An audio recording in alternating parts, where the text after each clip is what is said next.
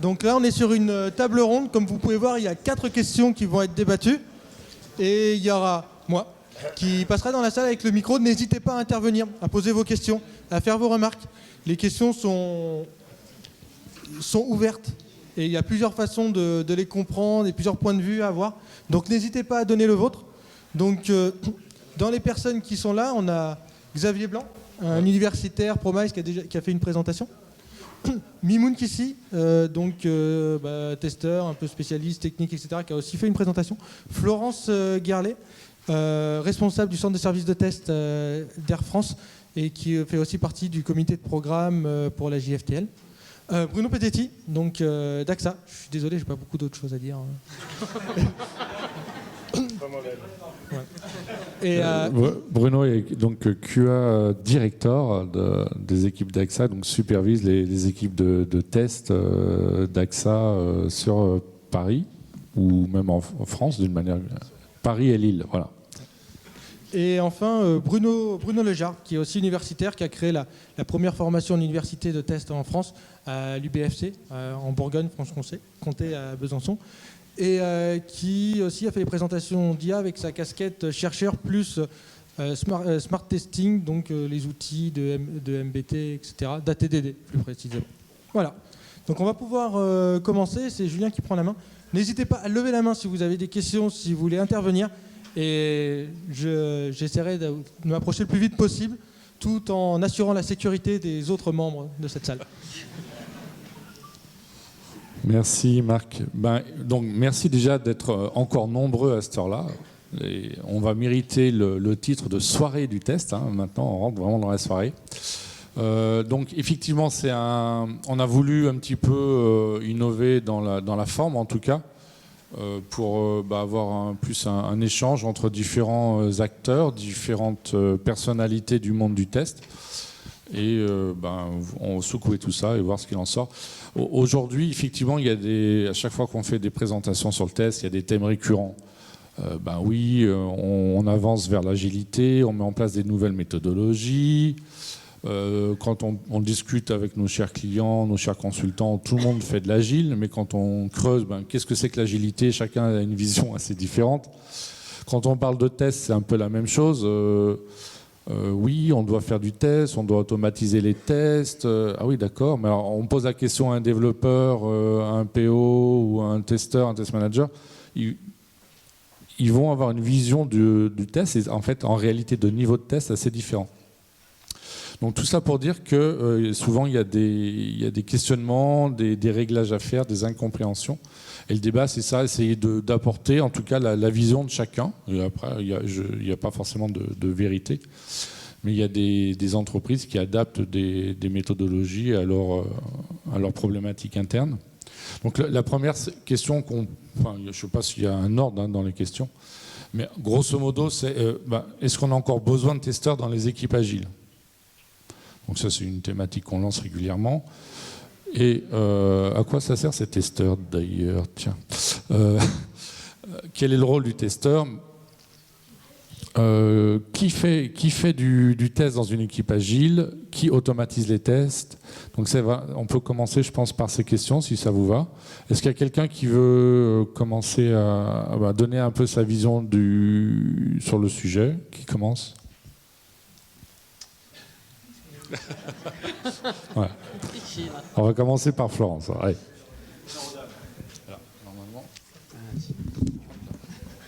Merci. Donc, Bien joué.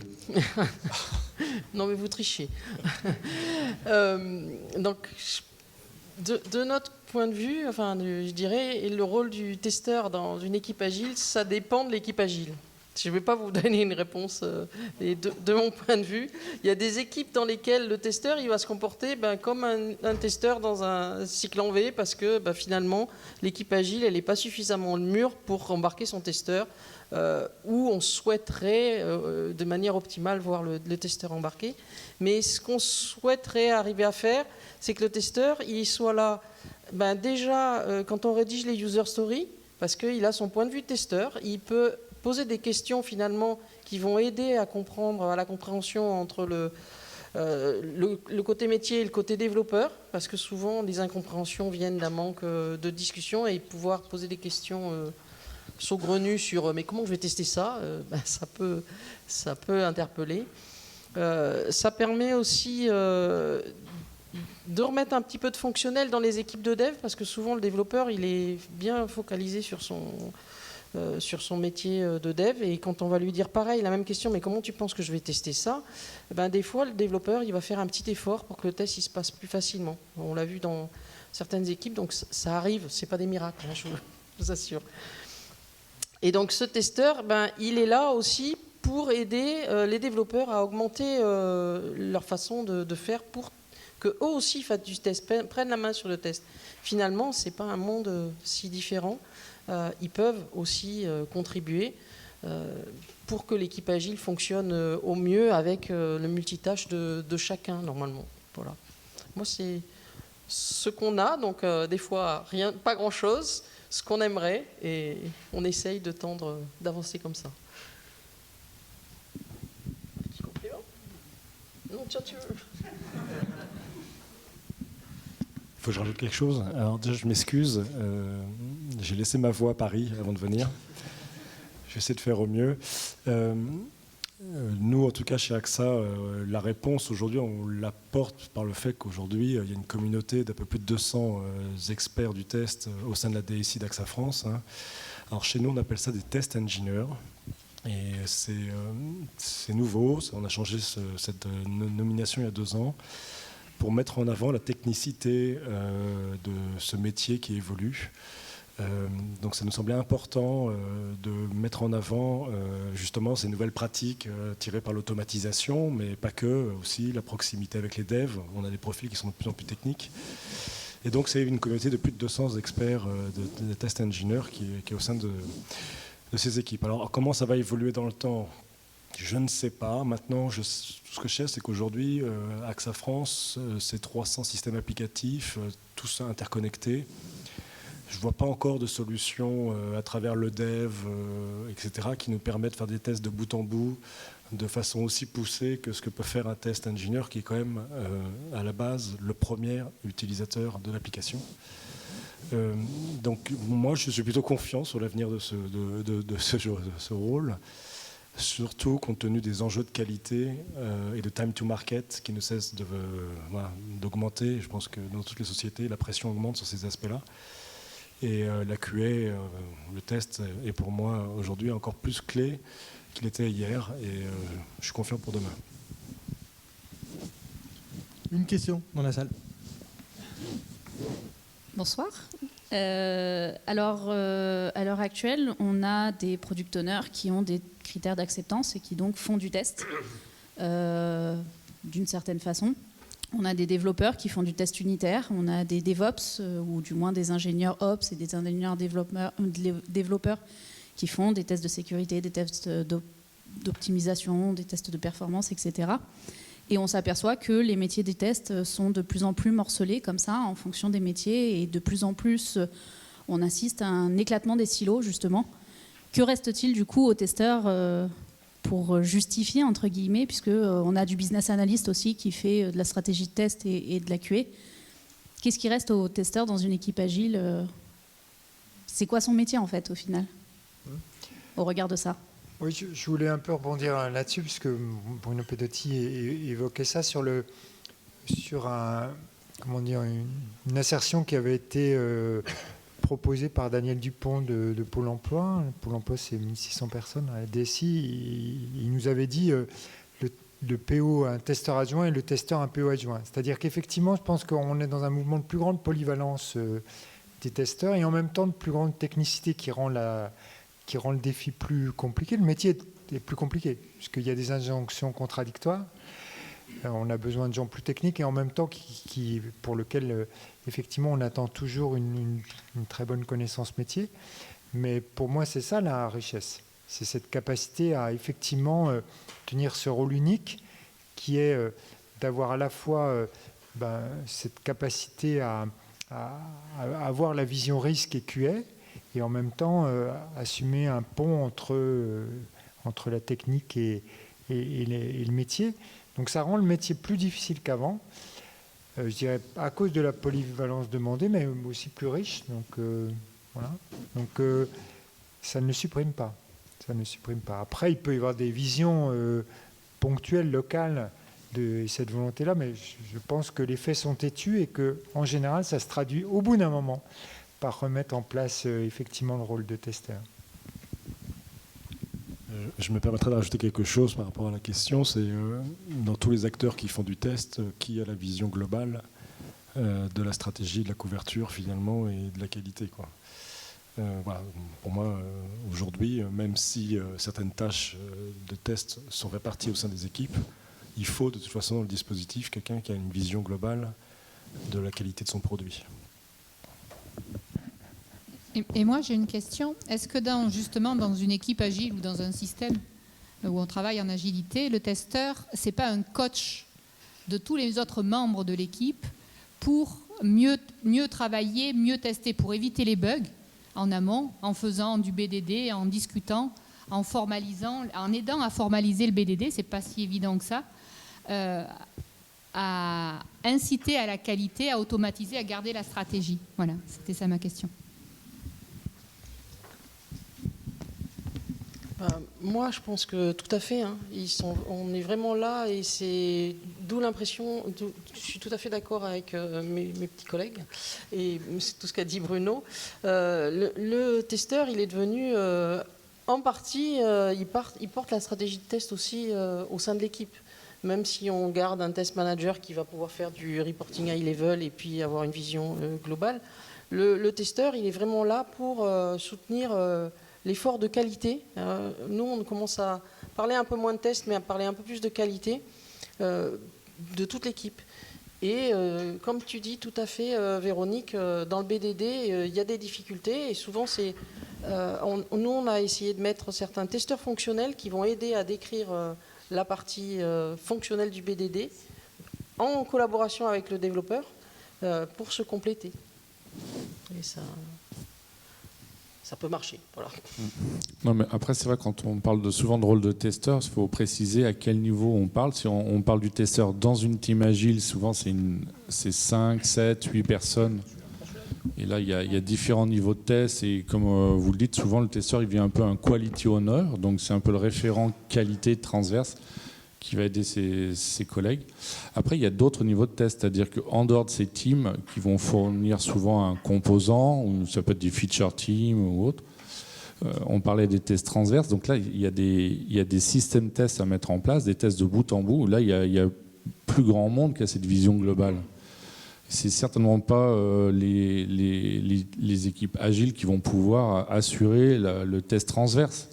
Donc il faut des équipes de tests transverses. Et là, je pense qu'on retombe sur vraiment les testeurs purs et durs, c'est-à-dire des gens qui sont des tests analystes, qui vont pouvoir faire une stratégie de couverture de tests, de gestion du risque un petit peu à l'ancienne, entre guillemets, mais sur ces tests de bout en bout qui deviennent quand même de plus en plus complexes. Donc chacun teste à son niveau. Et là, on peut mettre de plus en plus de tâches sur les développeurs, sur la qualité du code. Mais une fois qu'on intègre tout ça pour s'assurer que ça va fonctionner correctement dans tous les cas de figure, c'est beaucoup plus compliqué. Et là, je pense qu'on retrouve le rôle du stratège de test, entre guillemets, qui va pouvoir garantir qu'à la fin, ça va marcher.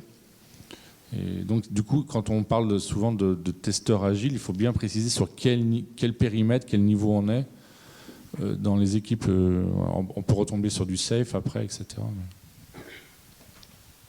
Est-ce que je peux me permettre, je suis désolé, j'ai pas de voix, mais je suis bavard, rebondir sur la question, sur le rôle potentiellement que peut avoir le test engineer, comme on l'appelle, sur son rôle un peu de coach, sur les pratiques qualité.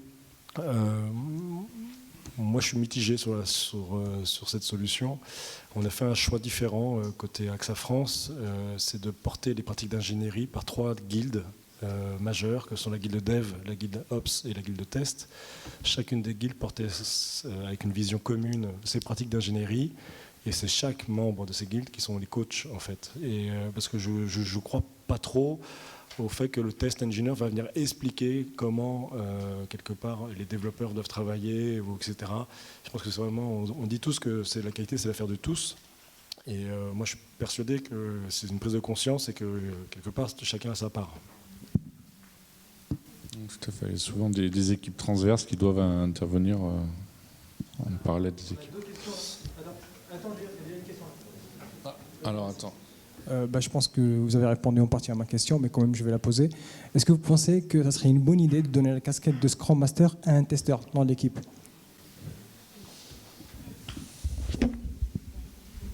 Ouais, j'avais envie de faire une petite intervention qui me plaît maintenant, je pense.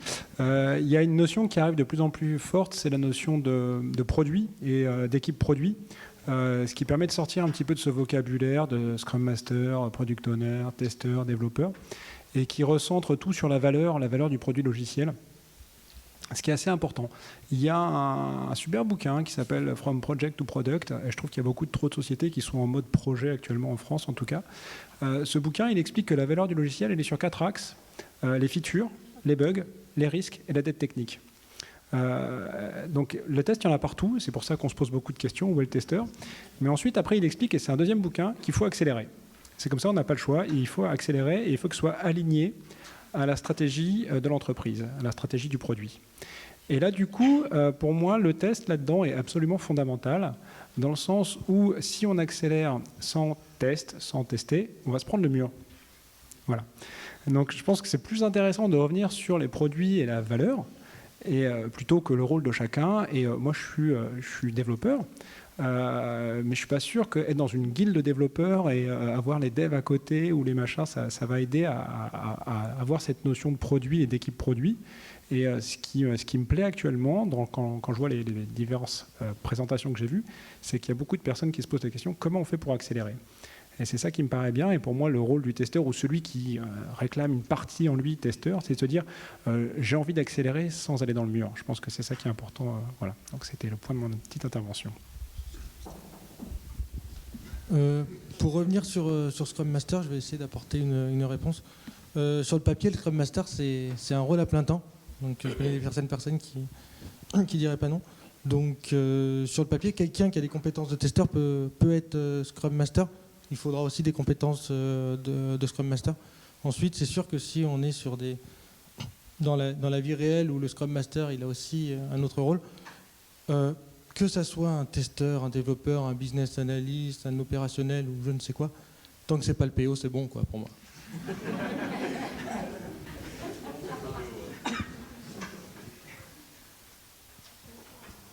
Bonsoir. Je voudrais challenger un petit peu la discussion que le testeur doit être le quality owner. Je vois pas comment on pourrait dire il y a un product owner qui est owner de son produit, mais qui n'est pas owner de la qualité de son produit. Donc là-dessus, je pense que le rôle du testeur en l'état ne doit pas être d'être l'honneur de la qualité. Et du coup, pour moi, je vais me référer à Robert C. Martin qui l'a dit dans une conférence récemment. Normalement, un QA, il est là juste pour se poser la question pourquoi il est là. Parce que normalement, dans une équipe agile, tout le monde se fait des tests à tous les niveaux. Et tout le monde comprend le business et tout le monde comprend ce qui se passe. Le problème, c'est la différence entre la théorie et la pratique. Mais bon, d'où notre volonté effectivement de travailler de plus en plus en amont avec ces gens-là, pour leur donner ce niveau de maturité. On est d'accord. Ouais, puis il faut accélérer aussi. Je pense que si tout le monde fait des tests, on ne peut peut-être pas accélérer. Donc je pense qu'il y a des gens qui sont plus testeurs dans l'âme et qui vont nous permettre d'accélérer encore plus demain pour aller plus vite, en production, etc. Il faut des gens qui soient capables d'accélérer les tests aussi. Comme il faut qu'il y ait des gens qui soient capables d'accélérer le produit, d'autres qui soient capables d'accélérer le dev. Donc pour moi, il y a une répartition, même dans l'agilité, il y a une répartition des tâches qui doit être faite. Et du coup, le testeur, il a cette tâche derrière d'accélérer le produit en garantissant une stratégie de qualité. Donc il a quand même son rôle à jouer, il ne doit pas disparaître parce qu'il y a une bonne qualité. Il doit continuer à contribuer au process d'amélioration continue. Réponse à la réponse. Justement, comment est-ce qu'on peut parler d'accélérer si on se dit dans une équipe il y a un testeur et du coup c'est le seul qui est capable de tester? Comment est-ce qu'on peut en arriver là? En fait, son rôle du testeur, c'est de faciliter le test. C'est pas de tester. Donc, il va intervenir sur la partie shift left, où il va intervenir, comme ont très bien dit mes collègues, d'autres personnes dans la salle, sur la construction du produit en amont. Et il va partir sur la partie shift right. Si je reprends la présentation de nos amis d'AXA, ils font très peu d'actions manuelles, donc du coup ça permet d'améliorer l'accélération du produit parce qu'il y a eu un travail de construction de qualité dans la construction du produit. Donc il y a quand même des personnes qui améliorent le test parce qu'il y a des testeurs. Oui, mais on est d'accord que la construction elle est quand même conjointe normalement. Ben, effectivement. On peut appeler ça un scrum qualiticien. Mais effectivement, je pense qu'on est tous d'accord sur le fait qu'aujourd'hui, le rôle du testeur, c'est pas de faire les tests tout seul et d'être le seul responsable de la qualité. Mais après, c'est une question de maturité. Si dans une équipe, on a un PO qui est mature, qui embarque ses critères d'acceptance, qui sait faire du BDD, etc., le testeur, il n'aura pas grand-chose à faire avec lui, tant mieux. Et sur les niveaux de test fonctionnels du composant, il n'aura pas beaucoup à intervenir, parce que ça a été embarqué à l'avant. Mais il va peut-être pouvoir aider, alors à ce moment-là, d'autres personnes dans l'équipe. Mais effectivement, l'idée, c'est quelqu'un qui va faciliter, qui va avoir quand même... C'est une question de culture, quoi. Si on est tous là ce soir, c'est parce que peut-être certaines personnes ont plus cette culture, cette appétence pour ce sujet-là, et vont du coup vouloir partager ce retour d'expérience, ce savoir-faire avec les restes des membres de l'équipe.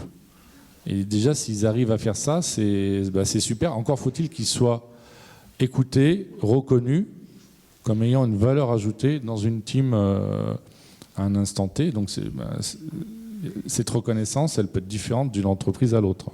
Une petite anecdote par rapport à ça, pour revenir sur cette partie test. Nous, on travaillait à un tableau Kanban au départ où on avait une colonne test. Donc, dès qu'il y avait le code, il y avait une review qui était faite, il était déployé sur un environnement de test, on déplaçait le ticket dans la colonne test. On a trouvé ça pas très bien. Donc, on s'est dit, là, en fait, ça coinçait le test à une personne. Ça rendait le test vraiment centralisé sur le QA. Du coup, on s'est dit, on va retirer cette colonne test et dans chaque libellé de chaque colonne, on a intégré le mot test.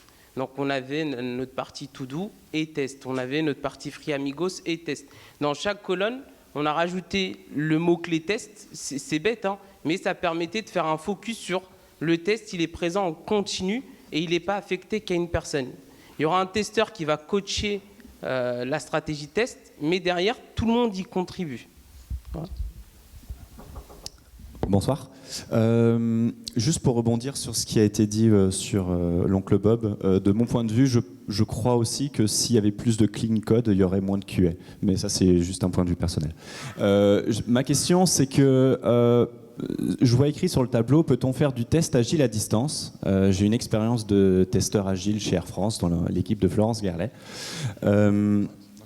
Je comprends l'intérêt en termes de coût, en termes de qualité. Ma question, c'est peut-on faire du test agile à distance tout en conservant une qualité? Ça tombe bien, je voulais lancer cette question juste après. Mais merci beaucoup. Ma réponse est oui, moyennant des règles et une certaine discipline dans l'exécution de ces règles. Je ne sais pas si certains d'entre vous font du télétravail. Chez AXA, c'est 8 jours par mois. Donc on va dire en moyenne 2 jours par semaine. On a un autre point, c'est qu'on a 2 sites distants. On a un site à Nanterre et un site à Lille, et sachant que ce sont des équipes qui sont éco-réparties, qui travaillent sur le même projet. Donc on arrive à avoir des équipes projets produits agiles qui interagissent à distance, moyennant certaines règles et disciplines, j'évoquais. Alors bien sûr de l'outillage, mais bon, c'est aussi de la présence physique à des cérémoniaux qui sont non arbitrables. C'est des respects de certains rituels des équipes. Et sur cette base-là, nous, à AXA, on est allé même un peu plus loin avec notre partenaire Altran, justement. Et on est en train d'expérimenter ce qu'on appelle de l'équipe étendue au Portugal. C'est-à-dire qu'on estime qu'on essaye d'un modèle qui dit finalement, je suis au télétravail, je suis à Ouescal, et si j'étais à Lisbonne, qu'est-ce que ça changerait? Et donc, ça fait 1 an et demi qu'on est sur le sujet, et on sait que nous, ça fonctionne. Maintenant, il faut une certaine discipline. Le testeur, le test engineer qui est portugais, vient à minimum 2 à 3 jours par mois au sein des équipes. Il a une immersion au début de sa mission d'au moins 6 semaines et il participe à tous les rituels à distance avec des fenêtres virtuelles, etc., etc. Mais ça fonctionne. Alors, je ne dis pas que ça ne crée pas un petit peu plus de complexité, mais aujourd'hui, en tout cas, le rapport complexité-gain financier, on s'y retrouve. Donc du coup, si je comprends bien, on arrive plus sur OK, on va créer de la distance, c'est comment réduire cette distance au maximum, comment réduire cette distance au maximum et que ça reste une équipe agile, parce que cette dispersion, il faut essayer de la limiter au maximum. Et donc ça a été des solutions qui ont été mises en place chez AXA qui fonctionnent. Oui, pour rebondir là-dessus, nous, comme je vous l'ai rapidement expliqué tout à l'heure, on l'a expérimenté avec Se Loger aussi sur Paris. Effectivement, au départ, on était un petit peu sur des testeurs, même si on parlait d'agilité, qui faisaient des tests décalés dans les sprints. Donc c'est quand même plus proche du cycle en V.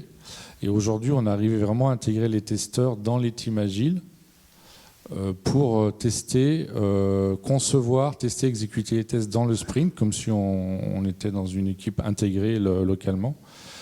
Et outre les aspects effectivement de méthode, d'outils, on s'aperçoit qu'il faut créer un lien humain entre les différentes personnes d'une équipe au départ.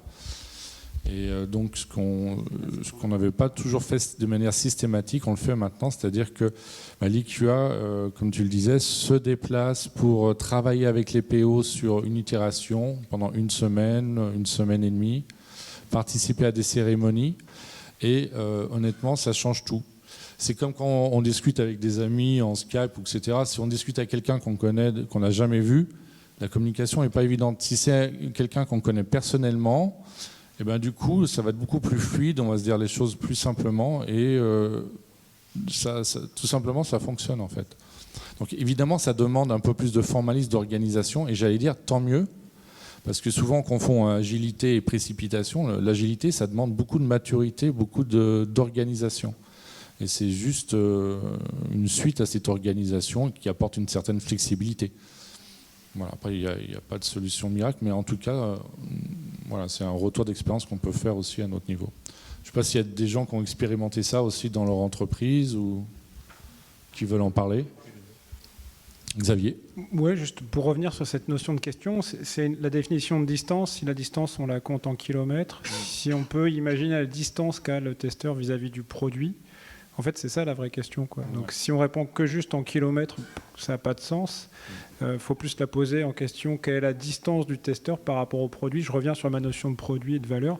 Dans les projets open source, moi j'appartiens à plusieurs projets open source, la distance on s'en fiche complètement, et il y a des gens qui pourraient, je ne sais pas, arrêter presque de vivre pour certains produits, il y a tellement ils y sont attachés sur certains produits open source, c'est quand même plutôt hallucinant, il faut voir ce qui s'y passe.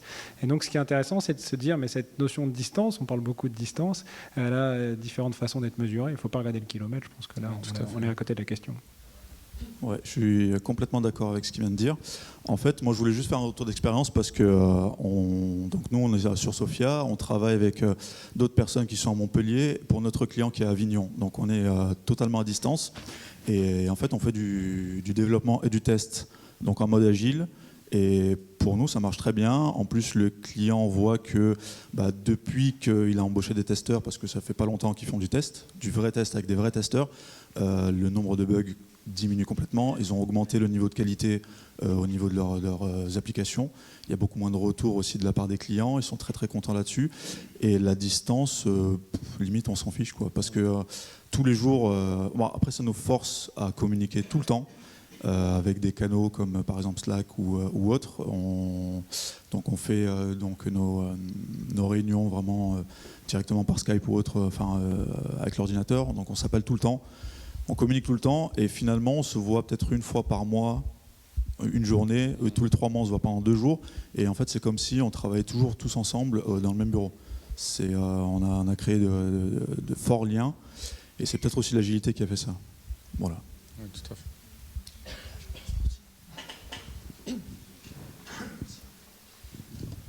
Moi, juste en complément, je suis d'accord avec les outils, l'organisation, les processus qui est indispensable pour faire de l'agilité à distance, que ce soit du dev ou du test. Moi, j'ai eu la chance de diriger les 2 types d'activités. Mais un moteur très puissant, c'est la confiance, comme pour le télétravail. L'humain et le lean qui va avec, c'est ça qui fait. Quand quelqu'un fait du télétravail ou travaille à distance, si on ne lui donne pas de la confiance et les moyens d'atteindre les objectifs du sprint, ça ne peut pas marcher. Si on y va en mettant une épée de Damoclès, ça va être compliqué. Par contre, quand on donne la confiance, les personnes le rendent au projet, le rendent au management, et ça fonctionne. Merci.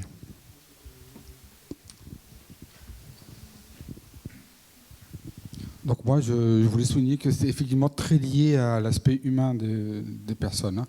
Maintenant, question, est-ce que vous pensez que ça peut marcher avec des personnes qui sont en time zone très éloignées et de cultures différentes? Oui, on pense souvent à l'Inde. Après, alors là, je pense que tout le monde peut faire un commentaire, mais c'est vrai que déjà, il y a la compréhension. Déjà, il faut que les gens... On s'aperçoit même qu'en français, déjà, entre un PO, un dev et un test, ils ne se comprennent pas toujours, donc il faut mettre en place des méthodes pour qu'ils se parlent et qu'ils se comprennent. Donc plus on va rajouter des critères comme la langue, le décalage horaire aussi. C'est-à-dire, si on a juste 1 heure de synchronisation entre les équipes, évidemment, il va y avoir des gros problèmes. Donc je pense que c'est peut-être un peu plus complexe. Je ne sais pas si vous l'avez déjà expérimenté. Non, apparemment, donc on est plus dans du nearshore. Donc le nearshore, ça peut être en différentes villes en France ou en Europe ou avec la Tunisie, le Maroc. Ça, apparemment, ça fonctionne. Le vrai offshore, je pense que c'est plus complexe. En tout cas, pour l'agilité, hein, j'entends. Ok. Il y a aussi un élément qu'il faut prendre en compte. Nous, on voit, puisqu'on est Air France KLM, on travaille avec des Hollandais.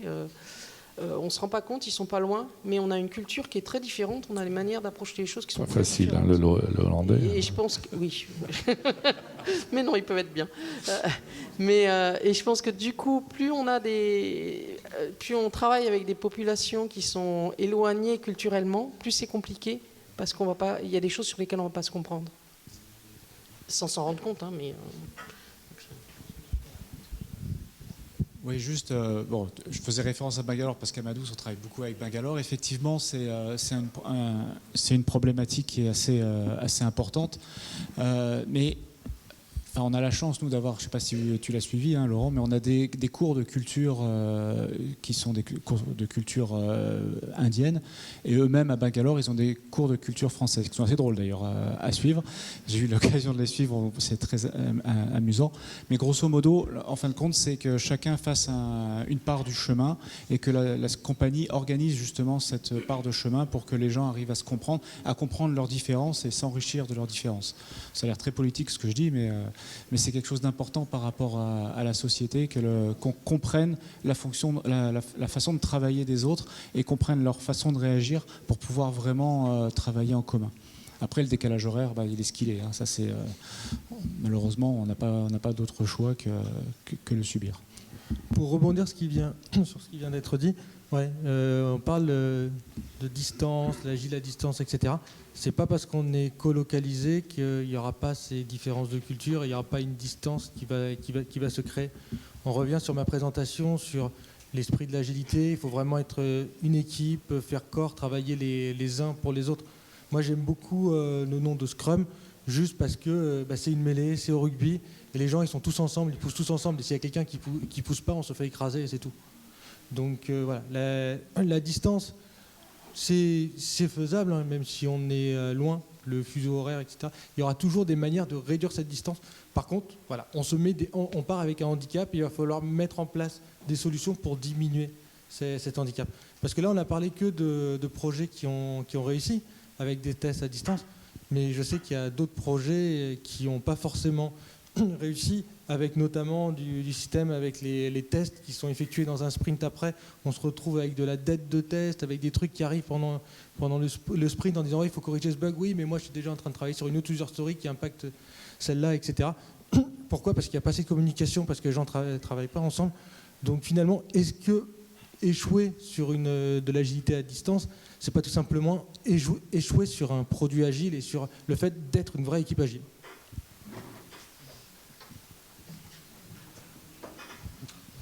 Je voudrais rebondir sur ce que tu dis, justement. Souvent, le nœud du problème, la racine du problème, elle est dans la culture agile en soi. La culture agile, ça porte bien son nom, c'est une culture. Ça se construit avec le temps, c'est des valeurs qui sont partagées par toute l'équipe. Et c'est un ensemble de règles de communication, de mise en place, de cérémonies, ça peut revêtir plein de choses. C'est une culture, au sens propre du terme, au sens Larousse. Et en fait, souvent, le problème, il est là. Et dans 97% des cas, c'est des freins humains, c'est des freins culturels. Et c'est pas la culture au sens forcément, tiens, je travaille avec des gens qui sont indiens, ou je travaille avec, je reprends l'exemple des Hollandaises, c'est pas forcément juste ça, c'est juste déjà savoir communiquer à l'autre. Et déjà apprendre à communiquer à l'autre, c'est déjà un travail en soi. Et j'ai travaillé dans une équipe projet où on avait les testeurs sur place, on avait tout le monde sur place, tout le monde dans le même bureau, c'était un poulailler pas possible. Sauf que en fait, les testeurs livraient avec 2 sprints de retard. Donc je vous laisse imaginer, quand il fallait corriger les bugs de 2 sprints précédents, comment c'était l'enfer pour pouvoir intégrer dans les branches. C'était juste n'importe quoi. Ça a été livré, on y est arrivé, je ne sais toujours pas comment, mais on y est arrivé. C'était pas de l'agile. Et là, c'était purement un problème culturel. Merci pour le témoignage. On va, je pense, faire une dernière question et puis on va passer au tirage au sort pour essayer de respecter le planning. Pardon ? Oui, on l'a déjà dépassé le planning, mais pour l'instant, on est dans un décalage d'1 quart d'heure, donc ça va. Dernière question. Rapidement. Alors, autrement, vous voulez qu'on arrête maintenant ou il y en a qui ont faim? Ils ont soif, ils ont soif. Ils ont soif. Ok. Alors, juste rapidement, on va juste prendre 3 minutes dans ce cas-là. Qui fait du test automation dans une équipe agile? Donc, on parle toujours d'automatisation et il y a toujours un débat. Oui, les développeurs doivent prendre une partie de l'automatisation. Sur quel niveau de test? Il y a des tests automation où le testeur peut être un automaticien. Est-ce que c'est lui qui doit prendre la responsabilité de l'automation des tests?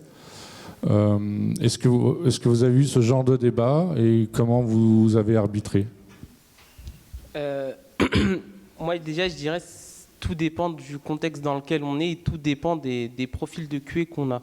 Si on a des QA analystes, pour moi, ça serait de partir sur du BDD et d'utiliser des outils comme Cucumber ou SpecFlow, que les QA analystes écrivent les Gherkin, et derrière que ce soit automatisé par les devs. Si on a la possibilité d'avoir un QA technico-fonctionnel et qui puisse faire lui-même l'automatisation, pourquoi pas? Après, il faudrait faire attention à ce moment où on dit automatisation, ça n'inclut pas que les automatisations des tests end-to-end. L'automatisation, c'est aussi l'automatisation des tests unitaires, c'est aussi l'automatisation des tests d'intégration. Et c'est à la fin l'automatisation des tests end-to-end avec vraiment une conception de stratégie des tests. Donc si on est assez mature, le QA peut intervenir. S'il a les compétences techniques, il peut le faire. Aujourd'hui, c'est compliqué sur le marché. On voit que d'avoir des profils technico-fonctionnels qui puissent à la fois faire de la conception de test, de la stratégie test et de les automatiser derrière, c'est compliqué. Moi, j'ai eu l'occasion de travailler dans les deux formats, où c'est le QA qui automatise, ou le format où c'est le QA qui travaille sur le projet d'automatisation avec les devs. Voilà. Les deux ont fonctionné.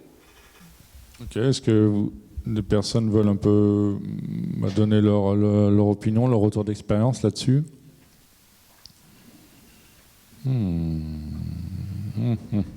Plus dur là. Plus dur.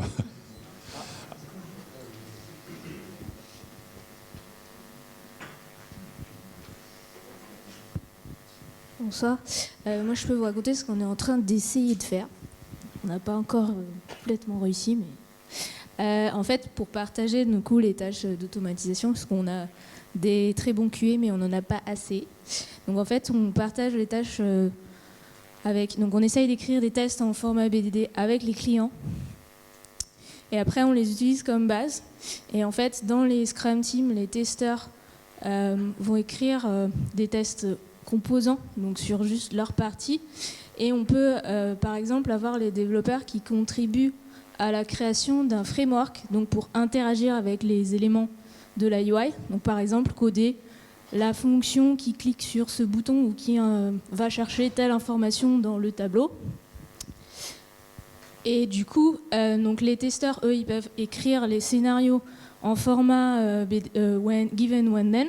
Et puis après, à partir du framework qui peut être codé par les développeurs, créer les fonctions pour remplacer ce qui est écrit en anglais, parce qu'on travaille en anglais.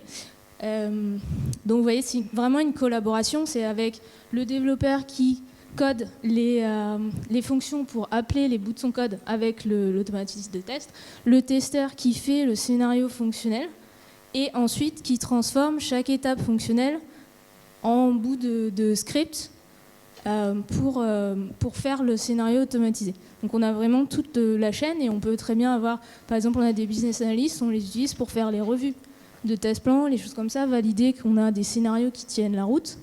Et tout ça, au final, ça part du client et ça arrive jusqu'au bout. Et on peut avoir après les testeurs end-to-end ou système qui vont réutiliser les morceaux qui ont été faits dans les Scrum Teams pour interagir avec l'interface. Et du coup, on essaye comme ça de gagner en efficacité en pouvant réutiliser d'un bout à l'autre de la chaîne de développement et de validation des éléments qui sinon seraient redondants. Donc ça, c'est ce qu'on essaye de faire, on n'y est pas encore, mais on a fait un proof of concept qui fonctionne. Voilà. Merci. Moi, je voudrais juste dire, on parle du testeur, comme si c'était l'être suprême, qui est capable d'automatiser, de faire de la stratégie test, de maîtriser les tests de bout en bout, de faire le café, faire le dev. Enfin, si vous l'avez, moi je prends. Il y en a très très peu. Donc on va tous faire avec l'équipe qu'on a. Donc il va falloir se répartir les tâches, s'aider sur des équipes transverses peut-être. Chez certaines entités, il y a des gens qui ont des équipes transversales qui vont faire des guildes ou qui vont être capables de faire des recommandations sur l'industrialisation des tests et des environnements de tests ou des jeux de données. Donc aujourd'hui, automatiser, dire que c'est juste une personne dans l'équipe, c'est pas possible. Comme la stratégie, comme les méthodes, comme les environnements. Donc ça reste collaboratif et des fois au-delà de l'équipe parce que les compétences, on ne peut pas toujours les avoir à disposition au moment où on en a besoin. Enfin, moi, c'est mon retour d'expérience, donc je ne sais pas si c'est le cas chez vous. Voilà.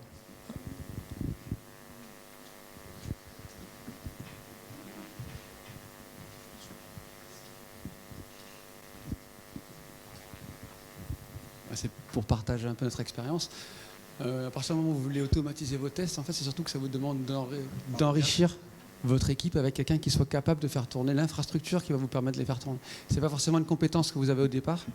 Donc vous avez votre équipe, peut-être des développeurs, peut-être un QA ou deux, mais quelqu'un qui va vous faire tourner votre serveur d'intégration, pour faire tourner vos tests unitaires. Le framework d'automatisation de tests, en fait. Voilà, et il faut quelqu'un qui le maintienne et qui soit disponible pour les moments où il ne fonctionne pas. Donc ça demande, c'est une stratégie d'équipe ou d'entreprise, puisqu'il faut des ressources supplémentaires.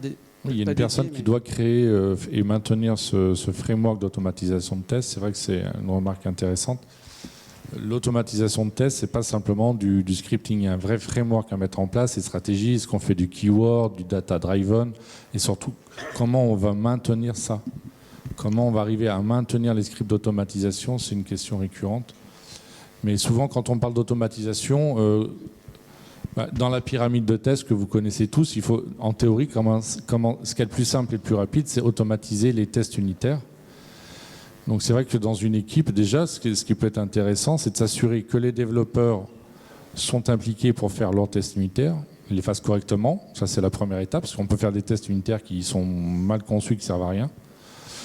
Et deuxièmement, les automatise. Déjà, si on a ça dans le bas de la pyramide, après l'automatisation des tests qui restent, c'est de l'intégration. Bon, là, ça peut être aussi bien des développeurs que des testeurs. Et après, les tests système IHM, normalement, ça doit être, je sais pas, 15-20% des tests automatisés. Enfin, je sais pas si vous êtes... Chacun peut avoir un pourcentage différent, mais grosso modo, on est sur le haut de la pyramide. Moi, je ne trouve pas illogique que ces tests soient plutôt faits par des tests automation, donc des gens qui sont capables de concevoir ces tests et de se mettre vraiment à la place de l'utilisateur final. Et ça me semble plus compliqué que les développeurs automatisent ce genre de tests de haut niveau. Bon, après, c'est un débat qui est vraiment ouvert.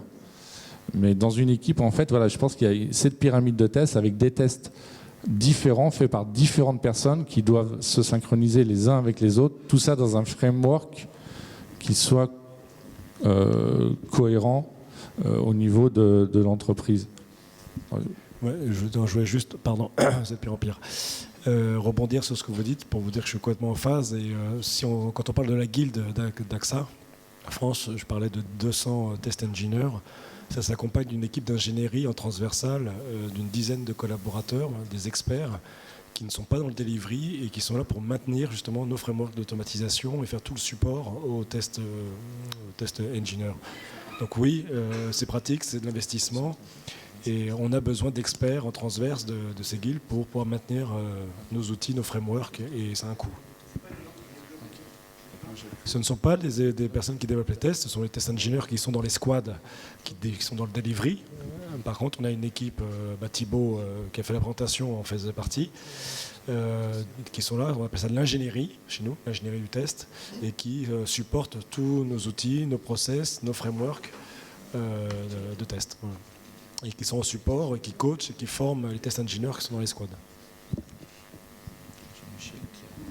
Je peux aussi ajouter un témoignage sur la répartition donc je souhaiterais aussi ajouter un témoignage sur la répartition entre les tests unitaires, tests d'intégration et puis les tests end-to-end. Ça peut aussi dépendre de la technicité des produits qui sont développés. Moi, j'ai intégré il y a 2 ans une compagnie qui fait des choses très très très techniques. C'est même au point que les testeurs ne comprennent pas le détail des produits qui sont des logiciels numériques très très complexes. Et donc en fait, les tests unitaires et les tests d'intégration sont développés avec Gherkin, SpecFlow par les développeurs eux-mêmes. Les tests unitaires, ils ne sont même pas transférés aux équipes de QA. Les tests d'intégration, oui, ils sont codés par les développeurs, mais ils sont livrés à la QA pour les campagnes et l'exécution et puis la gestion des anomalies qui vont être remontées. Et l'équipe QA, donc, elle est transverse sur tous les produits, puisqu'il y a une demi-douzaine de produits qui sont développés par une demi-douzaine d'équipes agiles. Et l'équipe QA, elle est transverse, et elle est en charge d'automatiser justement à haut niveau les tests d'interface qui sont forcément d'un effectif plus réduit que tous les autres. Mais voilà, c'est vraiment la technicité des applications qui a conduit à cette répartition des tâches. Très bien. Moi, je crois que ça va être le mot de la fin. Merci à tous donc simplement de votre présence. Merci donc à nos débatteurs d'avoir participé et animé la réflexion.